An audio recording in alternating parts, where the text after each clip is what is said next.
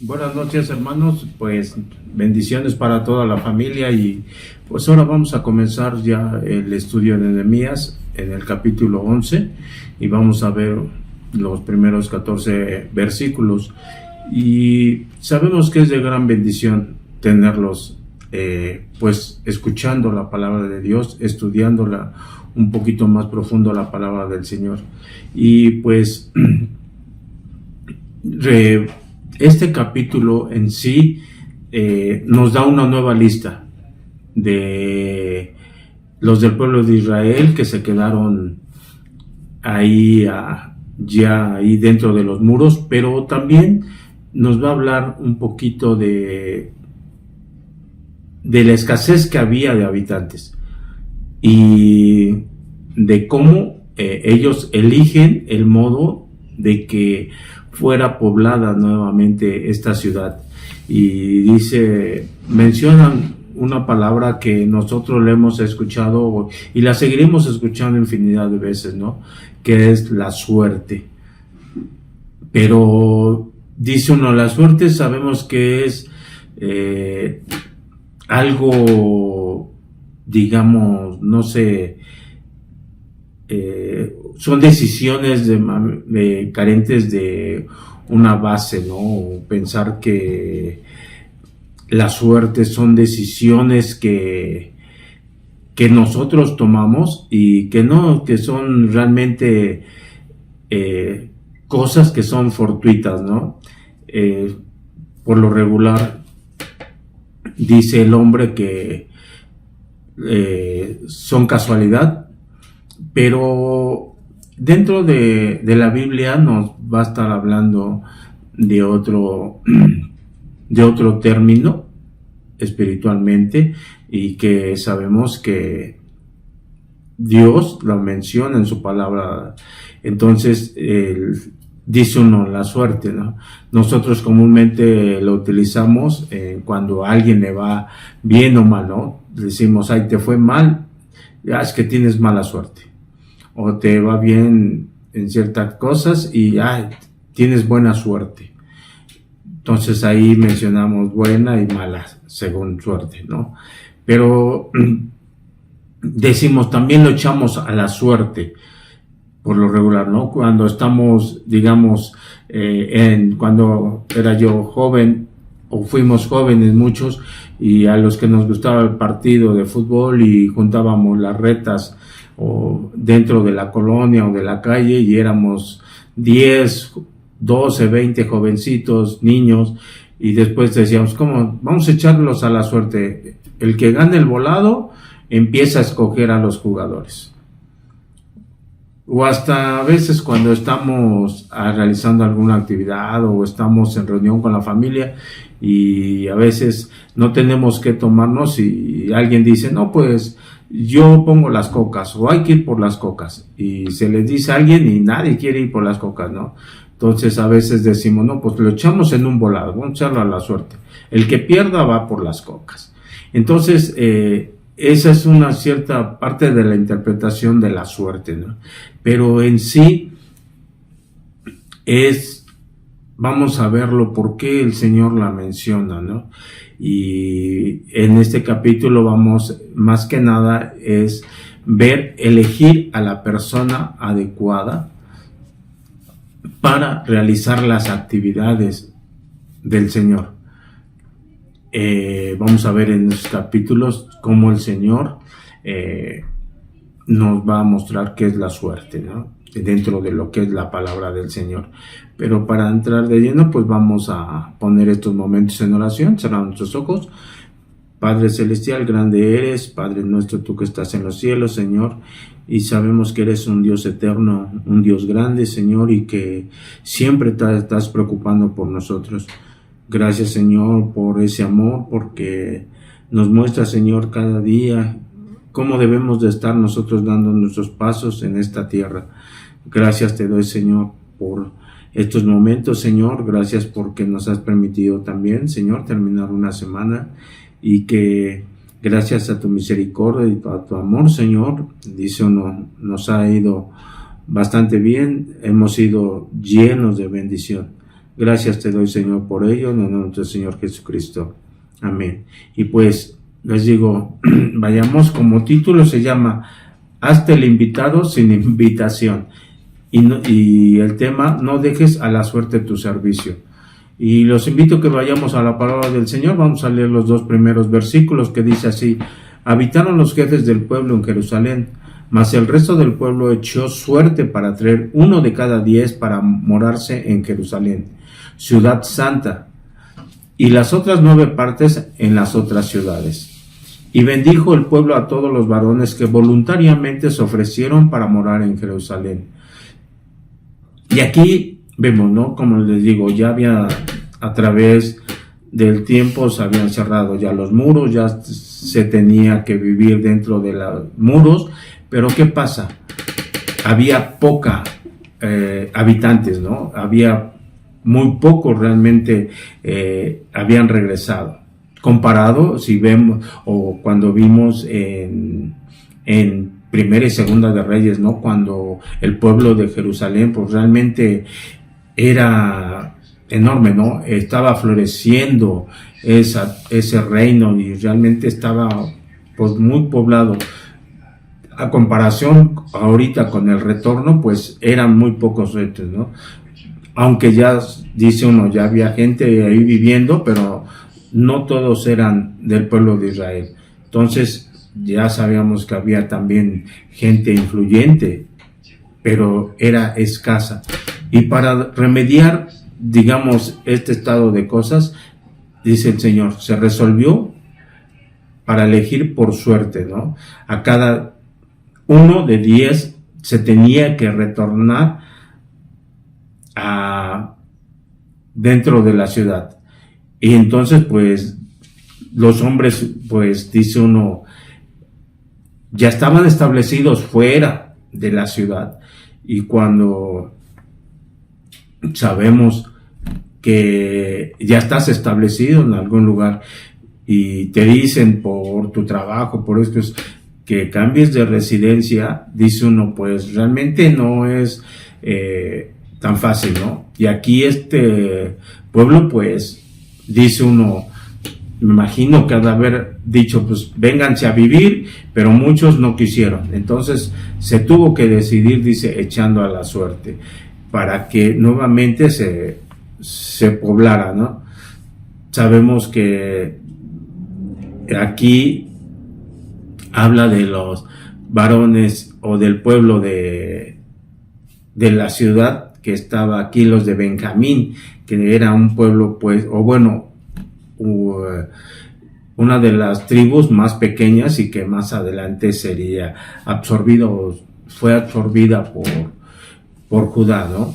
Y de estos, pues dice uno, pues realmente eran pocos. Y el problema de la población reducida, pues dice uno, a la suerte, pero dice uno, bajo la supervisión de los sacerdotes realmente, ¿no? Porque no era una forma de decir, a ver, cualquier persona, nos echamos tú y yo, como les decía yo en la introducción, ¿no? En un partido, vamos a escoger tú y yo, a ver quién escoge estos y quién escoge el otro. No, sino era una supervisión bajo los sacerdotes, ¿no? Y era bajo la voluntad primeramente de Dios. Y sabían que esto, pues decía uno, se creía y se creyó que ahí se revelaba la voluntad de Dios, ¿no? Pero dice uno la suerte, ¿no? Pero ¿cómo la define realmente? Dice la Biblia, la suerte, ¿no? Y dice uno, pues la Biblia lo define como una forma justa de tomar una decisión. Y lo podemos ver en Proverbios 18, donde nos dice así la palabra del Señor: la suerte pone fin a los pleitos y decide entre los poderosos. Y también, como dice uno, en los casos espirituales Dios estaba, dice uno, detrás de lo que supuestamente era de la suerte. Y lo podemos ver también en Proverbios 16:33, que nos dice así: la suerte se echa en el regazo, mas de Jehová es la decisión de ella. Y recordamos, en la palabra del Señor hay versículos donde se habla que se echaba de la suerte, lo vimos en Crónicas también. Entonces, era una forma de decir, bueno, tú vas a ser elegido para esto o para aquello, pero era en base a lo que los sacerdotes tomaban la decisión para que se trabajara para la obra del Señor. Y lo podemos ver también en Hechos 1:26, donde yo les invito a que lean ese versículo o ese capítulo para que vean que es cuando ya Judas ya no se encontraba entre los 12 discípulos y tenían que reemplazarlo. Entonces ahí pues Pedro habla, ¿no? Que es la forma, bueno, se tenía que reemplazar, y por medio de la suerte a Matías fue al que eligieron, por medio, dice uno, de la suerte. Pero no vamos a ir a ese versículo, sino también nos metemos más en fondo y realmente dice uno. Entonces la palabra del Señor nos dice, era una decisión del Señor. Y pues actualmente podemos decir que la suerte pues está mal enfocada, ¿no? Les voy a leer, hay como 20 términos o definiciones de la suerte, ¿no? Y les voy a leer 2 nada más, donde dice la suerte, según el diccionario, dice así: suerte es encadenamiento de los sucesos considerado como fortuitos o casual. Circunstancia de ser por mera casualidad favorable o adverso a alguien o a algo que ocurre o sucede. Entonces podemos ver, ¿no? Dice uno, pues el mundo lo define así. Dice uno, pues es algo casual, es algo fortuito, donde puede ser favorecido o adverso a la situación que tú quieras, ¿no? Entonces dice uno, también se define como la capacidad de alterar el futuro de una forma, pues dice uno, supersticiosa. Pero aunque para el hombre, dice uno, es casualidad, es fortuito y puede ser favorable o desfavorable, para nosotros debemos de entender que no es casualidad, porque Dios no es casual que sucedan las cosas. Dios tiene el control realmente de todo. Por eso es importante conocer los designios de Dios, porque tú puedes ser favorecido o no favorecido cuando tú necesitas algo. Esa es la voluntad de Dios, como ya se lo definimos el término de la Biblia. Entonces debemos de estar bien conscientes. Y aquí lo he visto como parte de ser elegidos para el trabajo, ¿no? El Señor aquí nos muestra que debemos de estar dispuestos a colaborar para nuestro Dios, que no debemos de ser o esperar a ser escogidos por tu líder o por el pastor para colaborar para hacer las labores de la iglesia o del templo, del edificio. Yo te invito, hermano, a que mejor seas de los primeros en ofrecerte voluntariamente, porque sabes que sabemos que vamos a recibir muchas bendiciones. ¿A poco no te gustaría ser galardonado con esas bendiciones que el Señor te ha prometido y te ha ofrecido? Y sabemos que Él lo cumple al 100%. Sabemos que el trabajar para el Señor se requiere primeramente tiempo. Y eso es lo que a veces podemos sentir que nos detiene para trabajar. Porque si no es uno elegido, si no es uno señalado por nuestro líder, por nuestro pastor, a veces ni levantamos la mano. Dice uno, nos hacemos chiquitos, ¿no? En nuestro asiento, cuando puede ser que se requiera alguna actividad para la iglesia. ¿Por qué? Porque piensas, ¿no? Es primero dar tiempo. Y ese tiempo yo lo puedo ocupar para ciertas actividades. o lo puedo utilizar para mi trabajo, que me puede estar redituando pues monetariamente algo, y del cual yo puedo decir yo voy a necesitar. Entonces dice uno, la piensa uno. También dice uno, el estar trabajando para la obra del Señor, tiene uno que renunciar pues no muchas, sino a ciertas cosas, ¿no? A cosas materiales, como les digo. Hay a veces que por no ir a trabajar ese tiempo, ya no junté cierta cantidad para comprarme algo que yo decía.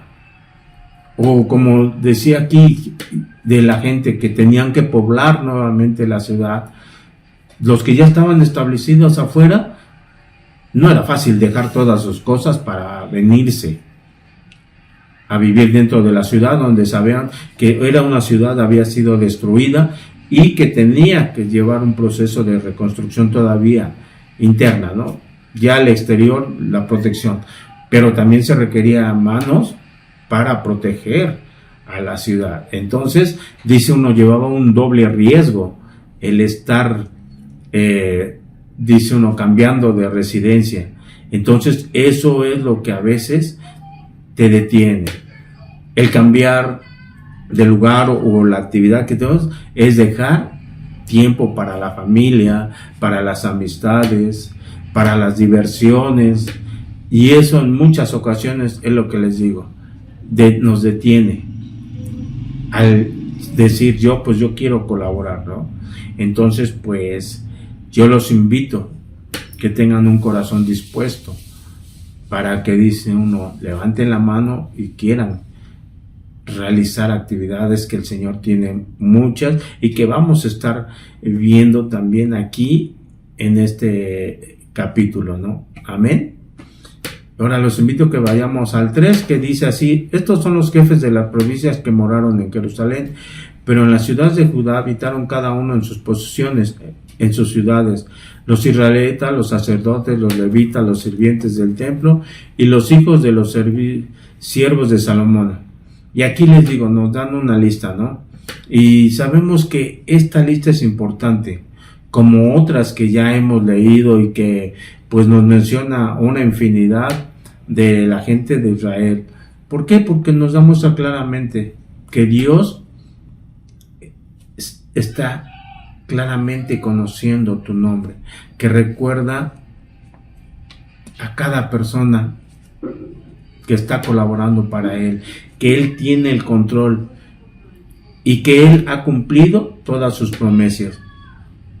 Sabemos que Dios sabe todo lo del hombre, no hay nada que se le escape a nuestro Dios. Bendice a la gente cuando lo obedecen, pero también disciplina cuando el pueblo se rebela. Eso debemos de tenerlo bien conscientes. Amén. Vayamos del 4 al 6, que dice la palabra del Señor. En Jerusalén pues habitaron algunos de los hijos de Judá y de los hijos de Benjamín y de los hijos de Judá: Ataías, hijo de Usías, hijo de Zacarías, hijo de Amarías, hijo de Cefatías, hijo de Mahalaleel, de los hijos de Fares, y Masaías, hijo de Baruch, hijo de Colojose, hijo de Jasasías, hijo de Adaías, hijo de Joiorib, hijo de Zacarías, hijo de Silone. Todos los hijos de Fares que moraron en Jerusalén fueron 478 hombres fuertes. Y aquí le digo, nos da una nueva lista, ¿no? Pero siempre, o hay alguien que dice uno, se para al frente de la fila, al frente de la batalla y eso, ¿no? Y aquí mencionan a Ataías, ¿no? Este es el mismo que lo vimos en Primera de Crónicas 9:11, que era Azarías, y que lo mencionamos y que significa en sí el Señor ha ayudado. Entonces, hay hombres, dice uno, importantes. ¿Por qué? Porque son de los primeros que se ponen al frente, ¿no? Este hombre tuvo un cargo especial en la casa de Dios como príncipe o principal, Y este hombre era un descendiente directo de Mesulam. Entonces, pues, era una gran responsabilidad. Debemos de comprender que en la casa de Dios también no solo habitaban los principales, como les digo. ¿Por qué? Porque también hay muchas actividades. Podemos decir aquí que era descendiente del sacerdote de Mesulam, era, digamos, una de las máximas autoridades dentro del templo. Pero también de ahí hay delegado de trabajos, ¿no? Dice uno, hay de limpieza, de, no sé, infinidad de cosas, ¿no? Como del mantenimiento, de la escuela para dominical o la escuela de niños. Entonces, hay siempre actividades y que todas realmente son de gran importancia para la obra del Señor.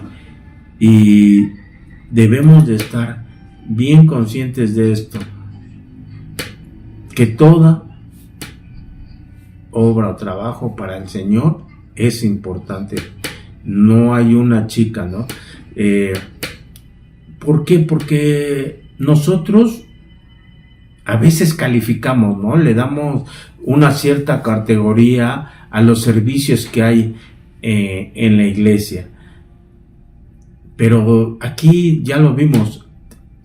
Para nuestro Dios, todos tienen la misma importancia. No hay un servicio pequeño, no hay un servicio chico. Lo que realmente interesa o le interesa a nuestro Dios es la disponibilidad para prestar ese servicio. ¿Cómo estás tú realmente en tu corazón para prestar ese servicio? Porque les digo, a veces cuando se busca una actividad, dice uno, ya lo hemos dicho, nos hacemos chiquitos y realmente dicen, no queremos que nos vean para que no me tomen en cuenta. Cuando nosotros debemos ser de los primeros siempre, todos los hermanos, de levantar la mano. Amén. Ahora vayamos del 7 al 9 que dice, estos son los hijos de Benjamín, Salú, hijo de Mesulam, hijo de Joed, hijo de Pedadías, hijo de Colaías, hijo de Maasías, hijo de Itiel, hijo de Jesaías, y tras él Gabaí y Salaí, 928. Y Joel, hijo de Sicri, era el prefecto de ellos, y Judá, hijo de Senúa, el segundo en la ciudad. Y como les digo, pues aquí ya menciona a los de la tribu de Benjamín, aunque se quedaron, y que recordemos que, y nuevamente lo menciono, pues fue una de las tribus más pequeñas y que fue absorbida por una mayor, que fue Judá. Recordemos que pues estas tribus son padre de Jacob, y pues todos estos se estaban encargando de los trabajos que Dios tenía para ellos, porque los trabajos para Dios tenían un propósito y siempre recibirían grandes bendiciones, todos los encargados. Es lo que les digo. Y hay muchos ejemplos también dentro de la Biblia, que aquel que se le encarga un trabajo y lo desempeña correctamente, porque no es al azar, Dios te escoge, Dios los escoge y sobresalen y traen gran bendición, porque lo podemos ver en Génesis 9:4, cuando se le asigna a José, ¿no?, la administración de la ciudad, cuando estaba aquí Potifar, y que serviría más adelante para todo el pueblo de Israel, de ayuda cuando vino la hambruna, y ya conocemos todo eso. Entonces Dios, no es casualidad que José estuviera ahí, ¿no?, para administrar los bienes. O como también ya lo vimos en Primera de Crónicas 9:29, donde se nos menciona el servicio al templo, como los encargados de los utensilios, todo ese trabajo que había de los vasos sagrados, de la harina, del vino, el aceite, el incienso y los perfumes. Entonces son muchas actividades que hay que desempeñar en la casa del Señor, por todas las actividades, como les digo, es importante. Entonces debemos de estar prestos para ser los primeros. Tus manos deben de estar puestas para trabajar para el Señor. Sí, tú sabes muchas de las actividades que hay en tu iglesia, en el templo a donde asistes, donde nosotros asistimos. Sabemos que hay que la limpieza, sabemos que el inmueble debe de estar limpio, cuando no ya creció el pasto, cuando no ya hay que los salones ya se encuentran dañados, hay que hacerlos, las actividades que tienen los maestros, los de la alabanza. Entonces, trabajo, dice, no es lo que sobra, lo que falta son manos para realizarla. Entonces, por eso es que dice uno, no lo dejes a la suerte. Apúntate, invítate tú solo, sin invitación. Por eso es así el título, invítate sin invitación. Amén.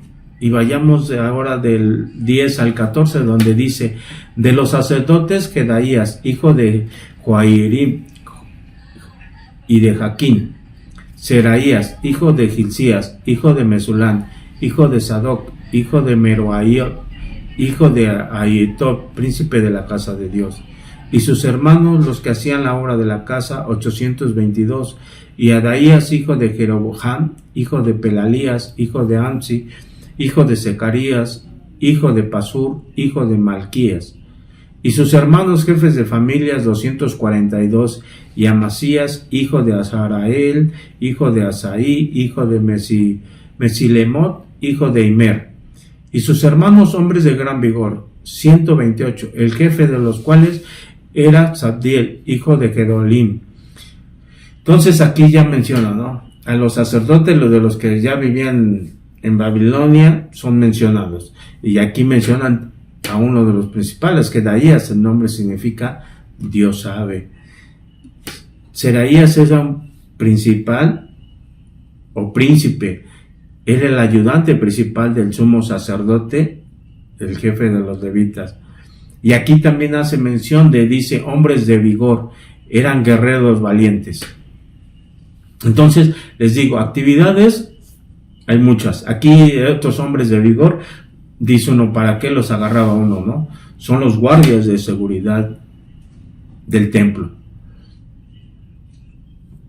En la iglesia, dice uno, igual, debe de haber hombres fuertes y vigorosos que cuiden de todo esté en orden, que todo se encuentre pues estable, que se encuentre bien, que no vaya a haber deterioros. Entonces, como les digo, hermanos, cada tarea tiene su importancia. No dejes pasar esa oportunidad. A ti no te toca calificarla, de qué importancia tiene. Y nuevamente, invítate a la obra del Señor, que se vea que sea una iglesia donde hay manos que sobren y no trabajo. ¿Sí? Entonces, pues esto es parte de este capítulo, hermanos, y pues es de gran bendición. Nada más conclusión, no esperes a que se eche la suerte para que seas escogido, ¿no? No esperes a que tu pastor o tu líder tenga que decir, ¿sabes qué? Fulano de tal, hermano de tal, quiero que tú cooperes para esto en la obra del Señor. Mejor te invito a que seas mejor de los primeros. Y recuerda, bendiciones va a haber muchas, recompensas también va a haber muchas. Amén. Entonces, pues, vamos a ver esta segunda parte la próxima semana. Entonces vamos a hacer una oración para terminar con el estudio. Señor, gracias te damos y hemos entendido, Señor, que mucha tarea hay en tu obra, Señor. Sabemos que hay escasez de manos, Señor, a veces, y te pido, Padre bendito, que tú nos sigas fortaleciendo, Señor, que tú nos hables a nuestro corazón y que nuestro corazón se desborde, Señor, en cooperación, que se desborde, Señor, en querer trabajar para tu obra, que lo hagamos con la mayor disposición, la mayor alegría, Señor bendito. Gracias te doy, Señor, porque sabemos que a pesar de que no hemos cumplido al pie de la letra con todo, Señor, sabemos que tú siempre nos vas a bendecir más de lo que nosotros podamos darte. Gracias te doy, Señor, por ello, en el nombre del Señor Jesucristo. Amén. Y hermanos, pues una invitación para que el día de mañana estemos temprano para los estudios a las 10 de la mañana. No faltes.